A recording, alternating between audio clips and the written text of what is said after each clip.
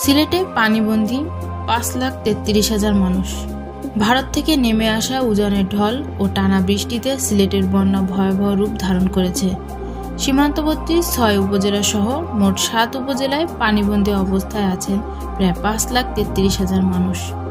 জয়ন্তপুর, গোয়াইনঘাট, কানাইঘাট, কোম্পানিগঞ্জ, বিয়ানীবাজার, জকিগঞ্জ ও গোলাপগঞ্জে বিপদসীমার উপর দিয়ে পানি প্রবাহিত হচ্ছে। পানি উন্নয়ন বোর্ড সিলেট কার্যালয়ের তথ্য মতে শুক্রবার সকাল 6টায় সিলেটের কানাইঘাট সুরমা পয়েন্ট বিপদসীমার 99 সেন্টিমিটার উপর দিয়ে পানি প্রবাহিত হচ্ছে।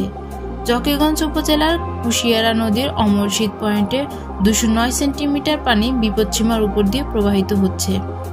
এর আগে বৃহস্পতিবার সন্ধ্যা 6টায় সুরমা নদীর কানাইঘাট পয়েন্টে বিপদসীমার 138 সেন্টিমিটার উপর দিয়ে পানি প্রবাহিত হচ্ছিল। একই সময়ে কুশিয়ারা নদীর পানি জকিগঞ্জের অমরশীদ পয়েন্টে বিপদসীমার 213 সেন্টিমিটার এবং শাওলা পয়েন্টে 20 সেন্টিমিটার উপর দিয়ে প্রবাহিত হয়। এছাড়া সারিগোয়াইন পয়েন্টে পানি বিপদসীমার 33 সেন্টিমিটার উপর দিয়ে প্রবাহিত হয়।